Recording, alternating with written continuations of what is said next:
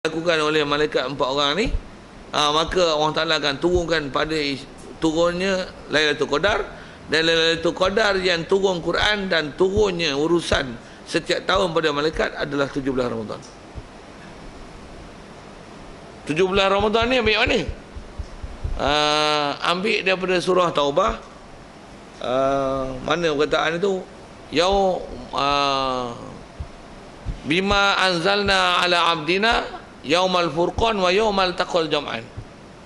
Saya baca potong-potong ayat itu, surah ayat kena pergi tengok. Kalau ada indeks boleh tengok surah Taubah maksudnya. Wa ma anzalna ala abdina yaumal furqan wa yaumal taqal jam'an. Antara ciri orang berjaya ni, orang beriman, ialah orang yang beriman dengan Quran. Quran mana? Quran yang anzalna, kami telah turunkan dia, yaumal furqan. Quran ni diturunkan pada hari Furqan, asal terjemah tu hari perbezaan, wa yaumal taqal jam'an, dan pada hari bertemu dua kumpulan. Apa beza dalam dua kumpulan ni apa ni? Itulah perang Badar. Masyhur sebut ulama tafsir, yaumal furqan wa yaumal taqal jam'an adalah yauma badrin. Satu nama lain disebut pada 17 Ramadan tu dipanggil hari perang Badar Kubra. Dia panggil nama itu. Tuan-tuan mesti tengok ada iklan hari Badar Kubra. Tengok. Tak rasa jumpa? Tak perhati ke tu. Kalau dalam harakah apa pun ditulis tu hari Badar Kubra, hari perang Badar Kubra. Perang Badar Kubra bila? 17 Ramadan lah. Perang Badar berlaku bulan 17 Ramadan lah. Yang tu yang ambil tarikh tu, pasal Quran turun yaumal furqan wa ma anzalna ala abdina yaumal furqan wa yaumal taqal jam'an. Dengar saya sebut tu. Saya ngaji dulu memang bila tok guru yang ngajar bab tafsir macam ni memang hafiz Quran lah yang saya belajar ni. Memang ilmu Quran ambil dengan tarikh apa tu, dengan kata ada Lauh Mahfuz turun ke Baitul Izzah ni, memang ambil daripada tafsir Quran, ambil Quran, ambil satu mengikut riwayat tafsir. Yang ni ialah pendapat yang paling kuat atas sebut ulama tafsir. Walaupun ada pendapat yang dia kata Quran ni ada yang kata 17 Ramadan tu turun kat Gua Hira, tapi kalau ikut itu bukan jumhur ulama tafsir sebut kan. Satu saya kata tak. Walaupun masyhur kita dengar, tuan-tuan, sebelum saya dengar saya sebut ni 17 Ramadan nuzul Quran tu, tuan-tuan faham apa? Turun kat Iqra. Turun Iqra kat Gua Hira. Tu duk faham kat tu bukan. Bukan tu. Yang turun 17 Ramadan tu bukan turun kat Gua Hira tu. Turun 17 Ramadan tu turun daripada Lauh Mahfuz ke Baitul Izzah sekaligus. Bukan turun Iqra tu. Turun Iqra berapa bulan yang tanya saya? Tak apa tarikh tu. Pasal yang tu tak ada tarikh betul-betul disebut berapa tu. Tak pernah duk hafal maklumat tu. Kok tuan-tuan tahu boleh share? Ada? Tuan-tuan duk faham 17 Ramadan tu lah turun Iqra tak? Kalau ada pun yang tu bukan pendapat kuat. Yang kuat menyebutkan bahawasanya 17 Ramadan tu hari nuzul Quran tu bukan nuzul ke Gua Hira, tapi nuzul itu adalah nuzul daripada Lauh Mahfuz ke Baitul Izzah sekaligus. Pasal turun ayat tu dengan lafaz anzalna, bukan turun dengan nazala. Kalau nazala turun sikit-sikit, kalau anzala turun sekaligus. Kita bila belajar tafsir tengok sebab kenapa tengok ulama orang yang best. Baru faham betul Quran tu. Orang nak seleweng kita pun susah. Okey. Itu kot sikit penjelasan tu. Jadi apa kita bicara ni ialah nisbah Lailatul Qadar, nisbah ke malaikat punya tugas. Satu saya sebut dua version tadi, yang ni tentang malaikat. Yang kat kita Lailatul Qadar kita adalah Lailatul Qadar 10 malam akhir. Atas nama Lailatul Qadar.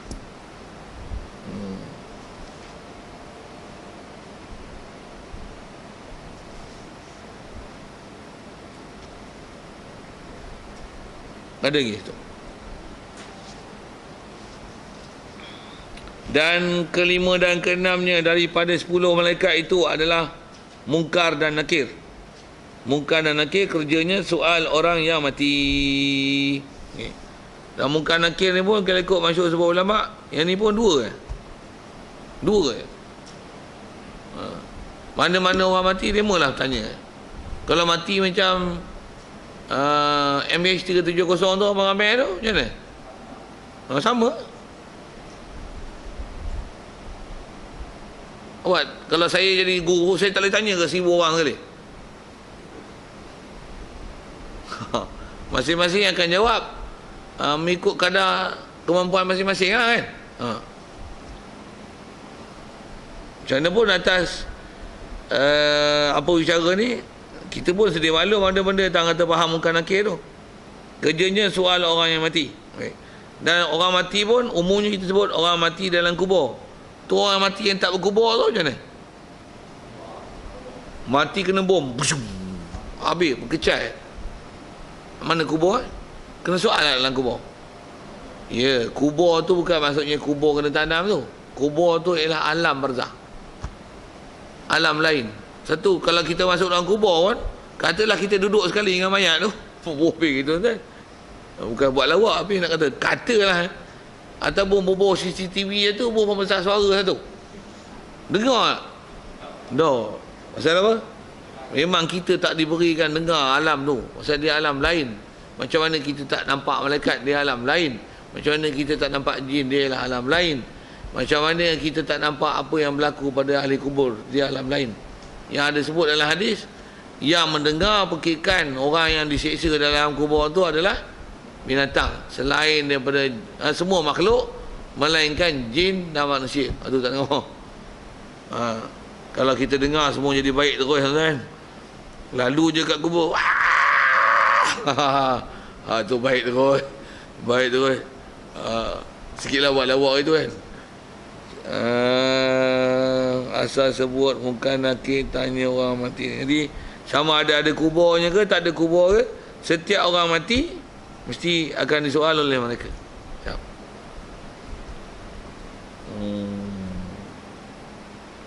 Soalan tu sekali lalu Munkar Nakir. Umumnya setiap orang mati akan ditanya oleh Munkar Nakir.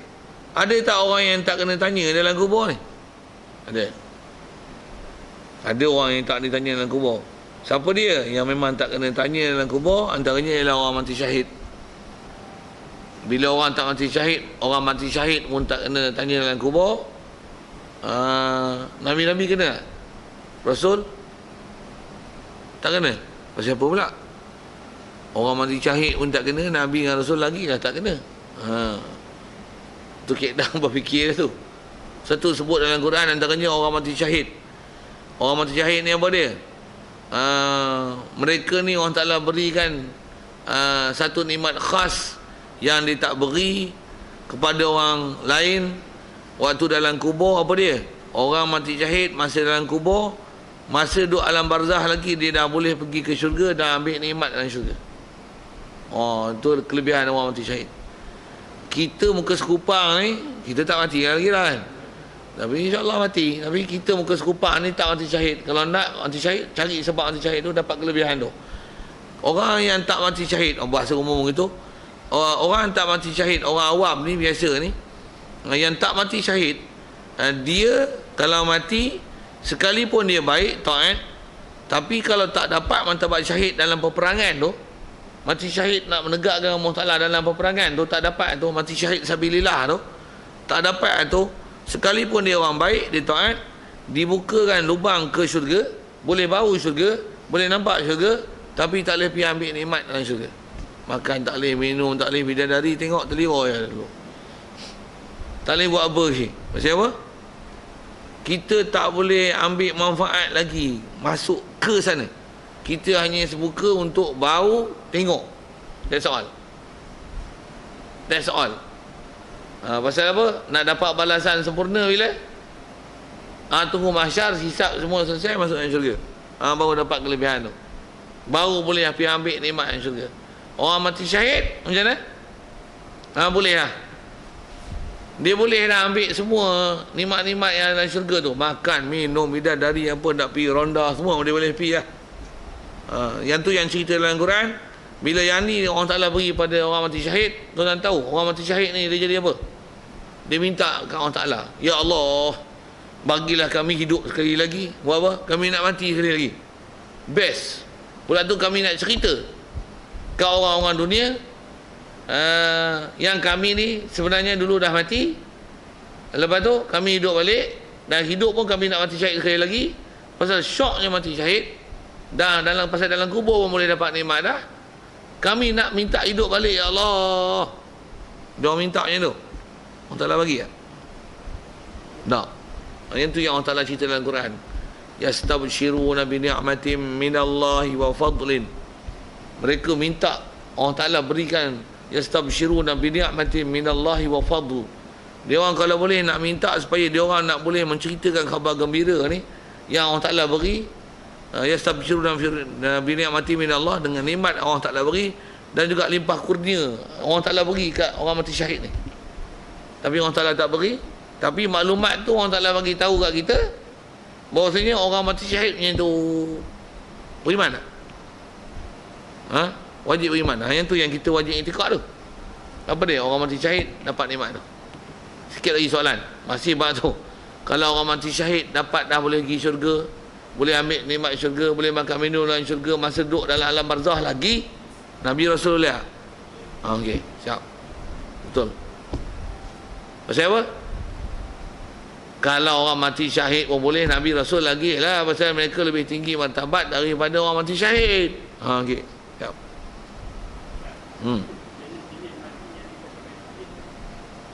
Syahid yang dibicara yang ni hanya mati syahid perang sabil saja. Ada pun mati syahid yang bukan perang sabil tapi masih kategori syahid, yang tu namanya mati syahid akhirat. Yang tu tak dapat nikmat macam mana mati syahid perang sabil, tapi masih istilahnya mati syahid. Cuma mati syahid perang sabil tu mati syahid perang dunia akhirat namanya, ataupun mati syahid sabilillah. Bahasa orang tua dulu mati syahid perang sabil. Tu perang sabil ni maksudnya perang lawan kafir, perang sabil. Ada pun mati syahid yang bukan perang sabil, itu mati syahid akhirat namanya. Mati syahid akhirat ni lah mati disebabkan menanggung kesakitan. Dia tak dapat kelebihan boleh macam mana mati syahid yang perang sabil. Cuma mereka ni dilepaskan pada azab kubur dengan syarat beriman dan orang soleh, beriman, soleh, lepas azab kubur. Azab kubur tak ada. Dan tak ada kena soal munkar nakir. Tapi syarat mati sakit. Macam mana? Mati kena bakar, mati kena bunuh, mati terempap batu mati, macam Jambatan Pulau Pinang itulah kan. Ya, mati terempap, mati kena batu ular, mati kanser, mati ceret-beret, mati pasal buasi keluar jubuk beruk, mati denggi. Tu untuk anak nak dapat lepas azab kubur, beriman, soleh, minta mati denggi. Sajalah saya gurau itu. Tapi kalau ikut kita tak disuruh mudarat itu lah. Berarti pula cari malam Jumaat. Okey. Saja Ustaz saya lawak itu kan. Pasal kaedah tu kita tak disuruh cari mati dengan bunuh diri itu. Cari silap. Ingat-ingat lepas azab kubur punya teruk kena azab. Pasal apa? Pasal hukum bunuh diri. Bunuh diri, itu bunuh diri namanya. Bawa kereta laju-laju lepas tu langgar, boom, mati. Syahid akhirat. Kepala otak hang, tu bunuh diri. Okey. Dia kata nak mati terkejut. Mati terkejut atas kemalangan. Ini memalangkan diri. Dah tahu nyamuk banyak, penyakit Aedes lah, apalah, denggi lah. Betul apa? Tak pakai kelambu. Tak saja cari penyakit. Itu bunuh diri namanya. Okey, dengar elok saja segura tu. Jadi kalau mati sakit menderita macam tu yang terbakar, kena bunuh, kena samun, kena tetak, kena bom. Yang istilahnya mati sakit termasuk dalam tu atas sebut ulama ialah mati orang perempuan kerana bersalin ke anak. Termasuk dalam mati syahid akhirat. Mati syahid akhirat. Satu orang tua-tua dulu dia suka beranak banyak. Macam apa? Kalau boleh mati beranak tu lepas tak kubur. Kita tak ada peluang kan. Orang lelaki tak ada peluang tu. Tapi jangan ambil peluang tempat nyamuk ada, tak buat kelambu, mati denggi. Jangan buat itu. Sikitlah saya lawak-lawak tu saya sambil. Jadi atas kata mati tu, mati syahid akhirat, dia tak dapat tu. Jadi mati tu mati perang sabil saja. Tu pun mati perang sabil yang memang nak meninggikan syiar Allah Ta'ala, nak meninggikan Islam. Kalau mati perang sabil tapi rupanya niat dia lain, itu namanya mati syahid dunia. Jadi mati syahid akhirat, ni mati syahid dunia. Apa dia? Kat dunia orang kata syahid kat dia, memang dia mati dalam perang, tapi syahid dunia yang dikatakan syahid sebenarnya tak syahid. Pasal apa? Pasal dia walaupun mati dalam pasukan yang nak menegakkan agama Allah, tapi maksud dia adalah bukan hak tu. Maksud dia nak cari pangkat, nak cari sedang, apa ya, nak cari glamour, populariti, ataupun seronok bunuh orang, nak pangkat. Dia pasal perang kerana tu. Hak tu mati syahid dunia. Hak tu apa betul tak? Tu apa betul tak? So istilahnya perang bukan mencari redha Allah Ta'ala. Jadi perang tu memang ada tiga lah orang mati ni. Mati perang syahid dunia akhirat, tu perang sabil. Mati syahid akhirat yang mati terkejut dengan mati sakit.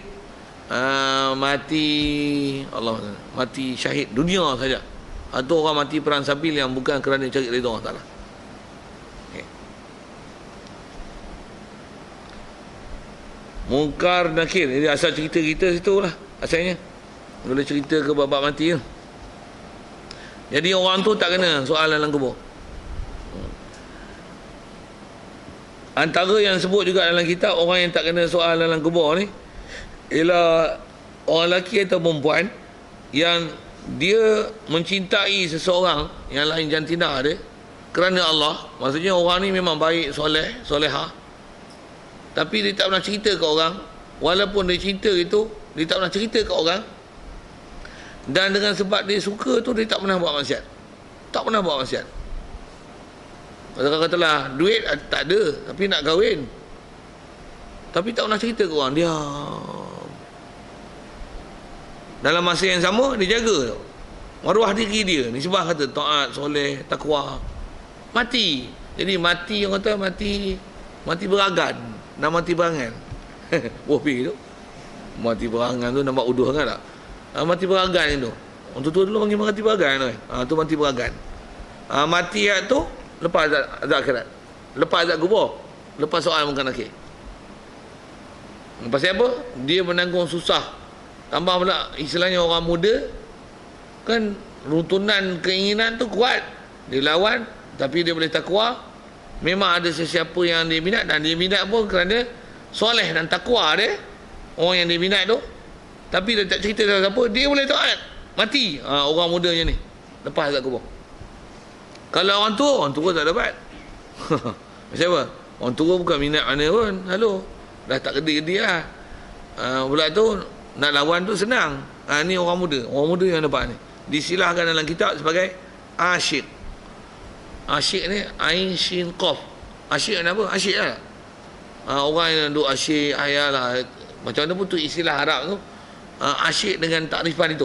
Maksudnya orang muda yang memang keinginan kuat, dan dia minat pun orang yang memang tepat dengan kaedah agama. Dia minat, tapi dia tahan diri dia, jaga diri dia dalam keadaan taat. Mati. Mati tu lepas kubur. Memang kalau kita tengok pun layak. Pasal orang baik.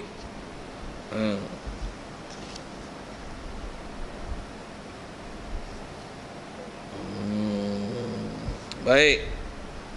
Yang ketujuh dan ke-8-nya adalah raqib dan atid. Kerjanya menyurat pekerjaan tiap-tiap mukallaf hingga mengerang waktu sakit sekalipun disurat juga. Okey. Raqib atid. Apa kerja mereka ni? Raqib atid ni kerjanya menyurat pekerjaan tiap-tiap mukallaf. Apa saja urusan yang dibuat oleh orang yang nama mukallaf. Mukallaf ni syarat baligh lah. Baligh berakal. Jadi kalau kanak-kanak tak ada tulisan apa-apa, pasal dia tak dimula lagi, ada catatan, tak ada dosa pada mereka. Baligh, dan baligh tu ada akal, bukan orang gila, bukan nyanyuk. Baligh berakal, maka akan mula dicatat. Dan masyhur sebut ulama, raqib atid ni berdasarkan ayat Quran, dia menulis perkataan. Quran sebut ma yalfizu min qaulin illa ladaihi raqibun atid.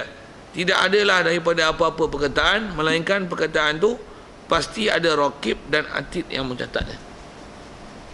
Jadi raqib atid ni apa? Umumnya mencatat apa saja percakapan yang keluar daripada mulut kita. Kita tu apa? Mukallaf. Jadi kanak-kanak dan orang gila tak ada catatan. Apa saja keluar pada mulut kita dicatat oleh dua malaikat, raqib atid. Atas kaedah ahli sunnah wal jamaah, kalau ikut kena berpegang raqib atid ni dua-dua mencatat apa saja yang keluar pada mulut. Cuma kita kadang-kadang telah diajar raqib tulis benda baik, atid tulis benda tak elok. Kita diajar itu je. Tapi kalau ikut yang tu bukan pendapat yang paling kuat. Pendapat yang kuatnya raqib atid, dua-dua orang tu tulis benda yang sama. Satu catatan raqib, satu catatan atid. Raqib dan atid. Atid tulis satu, raqib tulis satu. Pen apa dia pakai jangan tanya saya. Sajalah buat labak itu. Pasal kita pun tak pernah bersoal kat mana tu kan. Mestilah dia duduk alam dia, kerja dia adalah tu macam mana dia tulis, jangan tanya saya. Raqib atid. Jadi pasal Quran sebut ma yalfiz, tidak ada yang berlafaz, mana yang talafuz semua ditulis, sekalipun sehingga mengerang waktu sakit. Kan kita jalan-jalan sepak batu, bunyi macam mana? Aduh. Aduh tulis tu. Aduh. Buka bonet kereta, angkat kepala, pong kena. Allah boleh. Tapi dia tak tulis Rumi lah. Kalau ikut tulisan tu masyhur sebut Arab lah. Tapi tu kata dakwat apa, pen apa yang tanya saya. Dan memang tak ada dalam bab tu huraian apa dia tu. Cuma atas sebut ulama, dia ada sebagai ulama bagi huraian ni, dia orang catat apa? Apa yang dicatat tu apa yang kita sebut. Kalau benda baik dia akan menjadi cahaya, yang mana yang tak baik dia akan gelap. Jadi faham tu ada yang dakwat dia tu cahaya, ada dakwatnya gelap. Mana yang baik bercahaya, bersinar. Mana yang buruk gelap. Buku tu kita akan tengok akhirat esok. Kita yang akan buka. Semua siap. Merah, biru, merah lah. Bahasa kita merah biru lah. Macam buku report card tu. Tapi report card tulis markah lah. Markah je. Yang ni semua tulis. Saya cakap hari ni semua tulis. Semua tulis. Semua tulis. Tulis apa? Mengerang waktu sakit sekalipun. Di surat juga. Surat ni bahasa lama lah orang tua dulu memang surat. Surat maksudnya ditulis. Di surat juga. Maksudnya ditulis juga, dicatat juga. Pasti ditulis. Ya. Satu waktu kita ngigau. Tapi kita ni orang mukallaf dan berakal. Maksudnya bukan orang gila. Bukan orang kanak-kanak. Catat walaupun tengah ngigau. Jadi faham tu? Masa mengerang sakit pun tulis. Masa ngigau pun tulis. Selagi dalam atas definisi mukallaf ditulis. Sekali lagi sebut raqib atid ni menulis semua benda yang keluar pada mulut kita, baik ataupun jahat. Walaupun kita biasanya dapat pendidikan kebangsaan, kita diajar raqib menulis kebaikan, atid menulis kejahatan. Kalau ikut tak, kalau ikut jumhur ulama sebut raqib atid menulis apa saja yang keluar pada mulut kita. Macam mana pun kelahi batu dia taklah jadi rosak akidah. Tapi kalau ikut atas pendapat yang kuat sekali, raqib atid dua saksi. Pasal orang salah jadikan juru tulis semua dua. Sikit kalau ambil atas kaedah ulama-ulama fiqh ni, satu, apa-apa saksi dalam bab-bab urusan harta, dua. Yang boleh satu ni tengok anak bulan Ramadan, betul yang boleh seorang. Satu saksi. Yang lain dua. Hari raya dua saksi. Bab tulis-tulis saksi hutang dua saksi. Saksi nikah dua. Saksi kita sebut apa? Dua. Yang tu ulama fiqh ambil hukum. Kalau nisbah Rasulullah sebut tu satu hal, tapi atas kata Allah Ta'ala pun mengajar pengurusan, dia menjadikan malaikat dia untuk jadi jurutulis dua.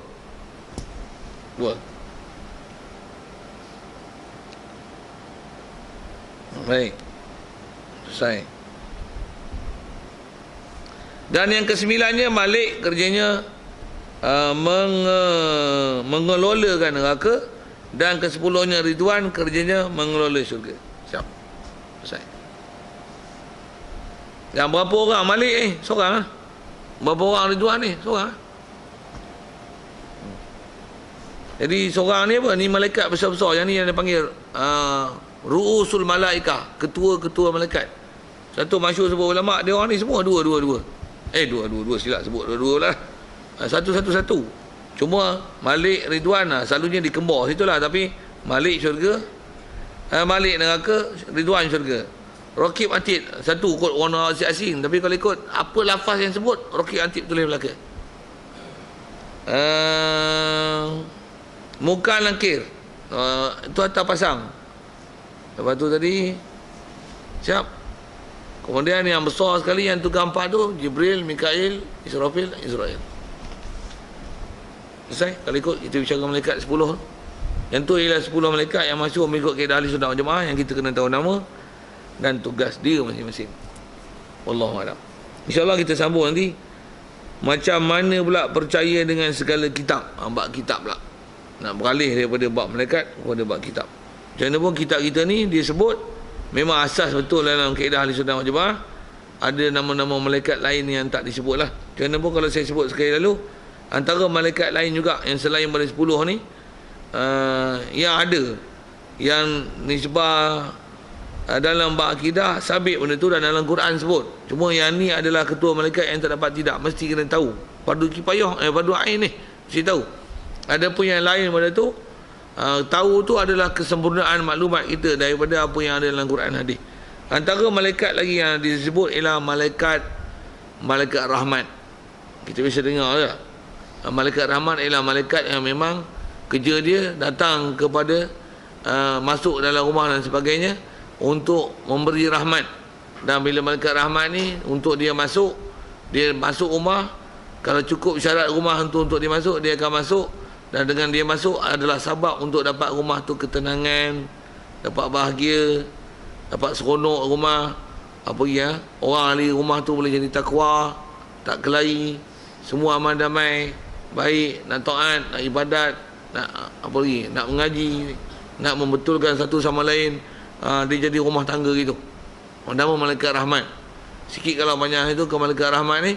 Malaikat rahmat dia hanya akan masuk pada rumah-rumah yang tidak ada gambar-gambar, begitu juga patung-patung gambar anjing.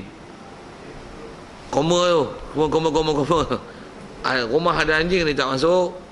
Rumah ada gambar yang pamer tak masuk. Rumah ada patung pamer tak masuk. Rumah ada bangkai tak masuk. Satu ada bangkai, kita kena cuci rumah. Maksudnya buanglah bangkai tu, jangan simpan bangkai dalam rumah. Pasal malaikat dia tak suka benda busuk. Kalau ada benda busuk yang masuk rumah, setan. Yang ada gambar masuk rumah, setan. Ada patung pamer, setan masuk. Itu kalau gambar apa? Gambar pokoknya tak apa. Gambar yang kursi tak apa. Gambar apa tak boleh. Gambar makhluk penyawa. Aci istilahnya penyawa, walaupun gambar kartun, walaupun gambar robot, gambar Power Rangers ataupun gambar apa lah, sekalipun gambar dalam kalender Mat Tafiz, ada gambar orang, malaikat rahmat tak masuk. Gambar kita dapat ijazah dulu, pamer, malaikat tak masuk. Malaikat tak masuk. Dobit atas sebut ulama yang pamer ni, apa yang boleh pamer? Pamer ni kalau dia gambar makhluk hidup tapi tera tu tak hidup, tu boleh pamer. Boleh faham? Tak faham? Makhluk kita ni, makhluk penyawa ni, kalau tera tu memang tak hidup. Faham tak? Tera tu, tara tu tak hidup, had tu tak hidup. Dengar saya, ada tak manusia yang boleh hidup kepala saja, tak ada badan? Kepala dia pun. Bukan kepala buah tak patah almari tu. Gambar kepala. So gambar jawatan kuasa ada kepala. Okey, kepala ni, kepala. di mana had sekurang-kurang untuk hidup? Ada jantung, tak ada jantung hidup tak? Tak hidup. Mana? Masyhur sebut dobil ulama sampai pusat. Sampai pusat. Jadi kalau gambar daripada kepala ke pusat, atas pada pusat gegah lagi. Jadi gambar IC, gambar pasport tak apa. Tapi ke bawah tak boleh pamer. Satu gambar jantan kuasa, disebut gambar tokoh-tokoh ulama. Tu boleh. Gambar pilihan raya. Tu boleh pamer. Pamer lah kau, tempek lah kau satu rumah. Tu boleh. Tapi mana gambar yang bawah oleh tu, gambar agung tak boleh. Selalu gambar agung panjang. Dia sampai bawah. Walaupun kaki tak nampak, tapi sampai ke lutut tu kan. Tu tak boleh. Tu tak boleh pamer. Gambar ijazah, gambar kita beratur dalam kelas dulu. Gambar apa saja istilah gambar tu. Atau memang gambar artis. Selalunya yang jadi mangsa kita gambar kalender. Ada apa? Ada gambar kuda. Tu kalender Mak Tafiz. Ditunjuk pula Mak Tafiz dengan ustaz dia. Tu kita pun beli tu kalender tu apa? Gambar tu. Gambar tu. Pasal itu istilah ada gambar makhluk hidup. Tu kalau ada gambar tu hatta gambar Kaabah pun kita beli kain baldu daripada Kaabah, ada gambar pintu Kaabah ataupun gambar multazam, ada orang sekali duduk depan Kaabah tu. Macam mana? Malaikat nak masuk. Pasal ada orang gambar orang hidup walaupun gambar Kaabah. Satu gambar Kaabah, kalau orang yang faham syariat, dia gambar Kaabah tapi orang tak ada. Kalau pun ada orang, dia nampak pungkuk pasal apa? Masa sujud tu dia ambil gambar. Jadi kepala tak ada. Kepala tak ada. Satu kaedah kalau patung, tuan-tuan nak simpan, ni patung. Tuan-tuan nak bubuh kat almari, ada patung badminton dengan patung bola ke apa ni. Buat apa? Kepak kepala. Pasal ada makhluk boleh hidup tanpa kepala? Boleh bubuh. Boleh bubuh. Kepala saja atau badan tanpa kepala. Tu okey. Satu tuan-tuan nak buat almari gambar patung, kepak kepala boleh buh. Orang nak pelik, awak kepala tak ada. Hantar ngaji pekah, hantar ngaji elok apa ulama sebut syarat nak buh patung. Kalau ada patung-patung yang duk main, syarat pun jangan pamer. Anak kita beli patung bear apa-apa besar-besar, main, buh atas almari. Itu tak boleh. Pasal buah atas lemari hukumnya pamer dan hormat. Kalau dia lanyak, dia buat bantai, sagi tambah pula muah kencing malam-malam. Habis kencing. Tu tak apa. Tu malaikat tak jadi halang untuk dia masuk. Jadi jaga hak tu. Kuat sikit. Bear tu. Itulah atas nama pamer ke pasal dia duduk main-main, dia duduk lanyak-lanyak, dia tinggal. Kalau tinggal tak apa. Tapi kalau saja duduk atas sofa, kita saja elok kan. Bagi dia duduk atas tu. Pasal apa? Itu pamer mana? Tu pamer. Itu saja bagi elok. Istilahnya sepak terajang kan tu. Tu tak apa. Jadi kalau bubuh otor-otor elok-elok tu, tu pamer. Termasuk tu juga kereta-kereta. Dulu satu masa dia jadi budaya lah. Gantung apa? Spiderman kat tingkap. Tingkap cermin. Cermin lah. Cermin kereta. Tengok Pak Lebay lah tu. Ya Allah, tak kerti tu orang ni. Tak kerti pekah. Spiderman 3-4 ekor kan gambar beruk kan. Berayut dan gambar uga. WWF, World Wildlife Fund Malaysia. Tentu baru ni main 2 ekor panda kan. Berapa juta tu kan. Gila. Bagi pakai miskin makan tak apa. Bodoh apa tu. Belah panda yang Cina kan tu kan. Panda kan. Tak ada otak dia ni. Mula saya geram saya sebut tu. Saya sebut panda. Jadi bubuh patung. Bonyek, ungkar, beruk. Duduk gayu dalam kereta. Kereta malaikat rahmat tak masuk. Mampus tu. Mampus malaikat tak main. Malaikat maut main. Kita ada cerita ni malaikat rahmat. Malaikat rahmat tak ada. Malaikat rahmat tak ada. Okey. Cerita malaikat rahmat ni. Jadi nak tambah tu malaikat rahmat lah. Antara malaikat yang ada. Malaikat yang ada juga masyhur disebut. Yang kalau ikut ada disebut dalam hadis di sebab i'tikad, wajib i'tikad malaikat itu adalah malaikat hafazah. Hafazah ni daripada perkataan hafiz. In kullu nafsin illa 'alaiha Hafiz. Mesti ada hafiz. Hafiz ni seorang. Kat kita bukan seorang, tapi ramai. Ada riwayat sebut cuma angka ramai tu berapa, tak disebut berapa dengan pasti. Pasal tak ada angka yang wajib diiktikad. Macam mana pun atas riwayat ada sebut keliling kita ni setiap orang ada 12 malaikat yang jaga kita. Ada duduk kat mata, ada duduk kat hidung, ada kat telinga, ada kat mulut, ada belah depan, ada belah belakang. Masing-masing ada tempat jaga dia. Ada belah kiri, ada belah kanan. Malaikat apa? Malaikat hafazah. Malaikat hafazah. Apa kerja dia? Nama dia jaga. Jadi jaga apa? Nama jaga. Jaga apa yang tanya kita? Jaga apa? Tapi malaikat tu atas nama kerja dia jaga. Jaga apa? Jaga setiap manusia yang Allah Ta'ala perintahkan untuk jaga. Jadi setiap orang ada malaikat-malaikat yang jadi penjaga kita. Cuma malaikat ni dia akan jaga mengikut apa yang Allah Ta'ala perintahkan untuk jaga. Jadi hari kita telah tengok semut masuk telinga, itu Allah Ta'ala perintahkan bagi lepas semut ekor. Sikitlah dengan bahasa itu. Macam mana pun atas nama urusan ada malaikat jaga. Cukup itu. Tu malaikat hafazah. Antara malaikat juga yang ada disebut dalam Quran adalah malaikat penanggung arasy, hamalatul arsy. Malaikat penanggung arasy. Arasy yang sebegitu luas tu, yang tanggung arasy tu lah ni 4 orang malaikat. Dia ada 4. Bila tiup sangkakala yang kedua, sangkakala yang pertama, Allah Ta'ala jadikan 4 lagi malaikat untuk tanggung arasy dia, jadi 8. Jadi asalnya 4. Wa yahmilu arsya rabbika fawqahum yawma idzin samaniyah. Ayat tu.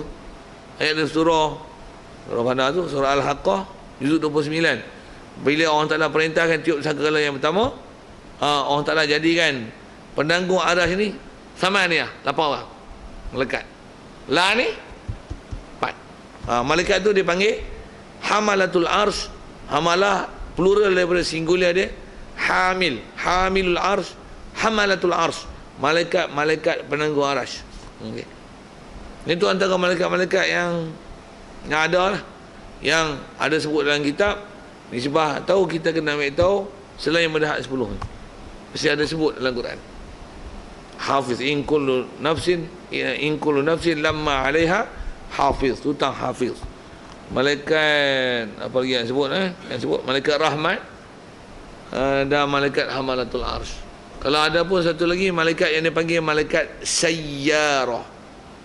Ada malaikat sayyarah. Malaikat sayyarah ialah malaikat yang bertugas siang malam, bertukar silih ganti, pagi sekali, petang sekali. Malaikat tu dipanggil malaikat sayyarah. Macam mana pun ada beberapa malaikat lagi lah. Tapi yang tu yang kot tambahan yang saya ingat, takkan ingat sebut itu tak standby apa pun. Yang biasa duk sebut ada nama-nama malaikat yang selain pada 10 yang agak popular disebut malaikat itu. Dan wajib i'tikad memang mereka ada pasal sabit dengan Quran. Cuma dia tak menjadi teras dalam asas mesti diketahui. Okay. Yang tu kot sebab nak sebut. InsyaAllah kita sambung nanti dalam bab kitab pula. Wallahu alam, yang baik pada Allah Ta'ala, silap salah kasar-pasar tak dengar tu kesilapan ke depan saya. Ada pun soal kalau ada sekitar tu, masih bab-bab malaikat. Kalau ada soal. Ya.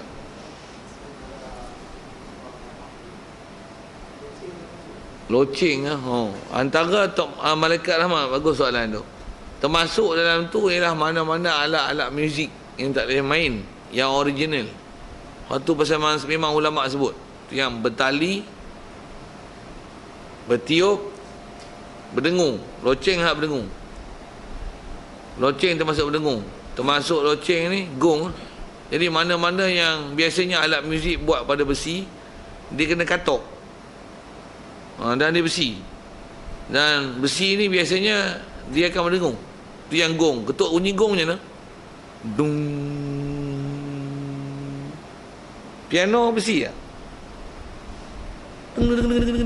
Dalam tu kalau buka, ada batang besi dalam tu. Kalau kita kata tu tuan ambil bola pingpong, letak dekat atas besi dia tu, tuan tahu jadi apa? Melantun bola pingpong tu. Pasal apa? Dia dengung. Tu yang bunyi. Kalau pendek tong tong tong tong. Kalau yang panjang tong. Tengok dia punya besi, lebar, saiz dia, begitu juga panjang dia. Itu menentukan bunyi dia. Betul tak? Kalau kita dalam sains tu dia panggil tala bunyi. Itu menyebabkan bunyi-bunyi tu. Ada frekuensi dia berbeza tu disebabkan panjang pendek dah. Boleh?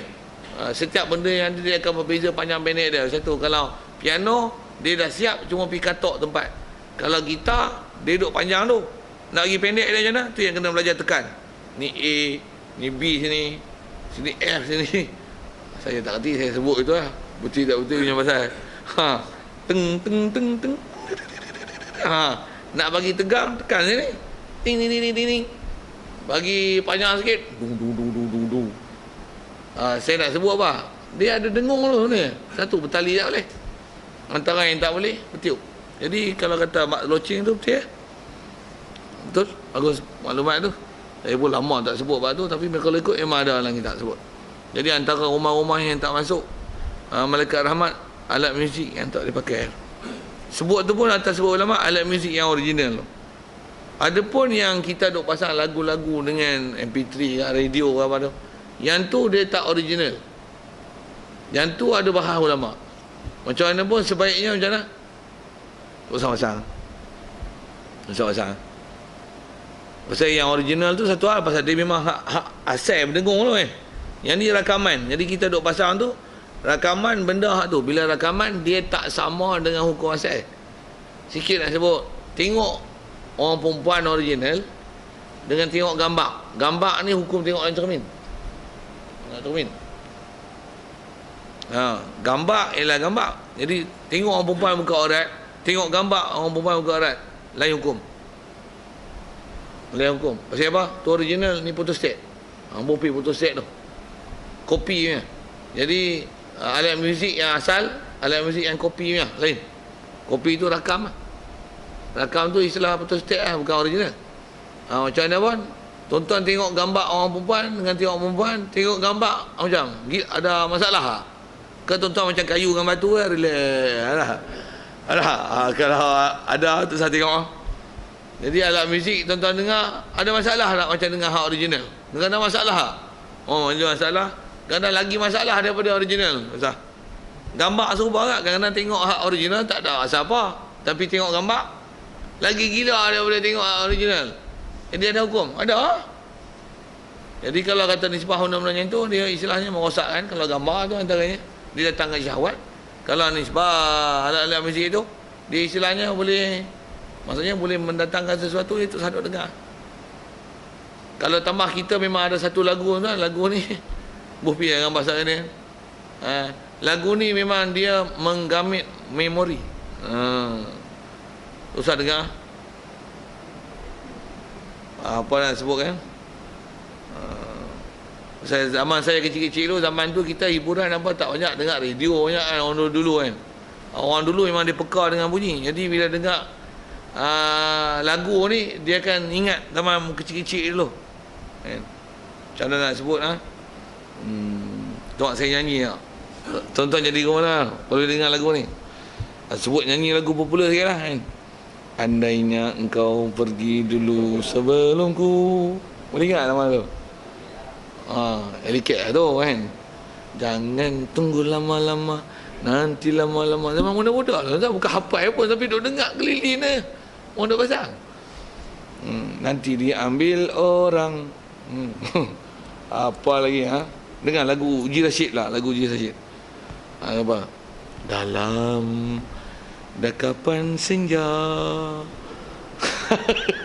Itu tahu kat lagu tu? Uji Rashid kan? Lagi. Hail Amir Uji Rashidnya. Apa?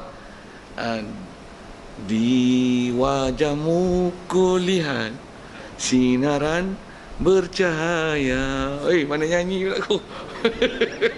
Saya nak cerita apa kan? Itu lirik tanpa muzik kan? Ada muziknya lah. Tambah pula ayat yang power-power punya kan? Apa nak sebut lah? Pandanglah, lihatlah pinggangku yang ramping. Kan ada dulu lagu-lagu yang tu kan?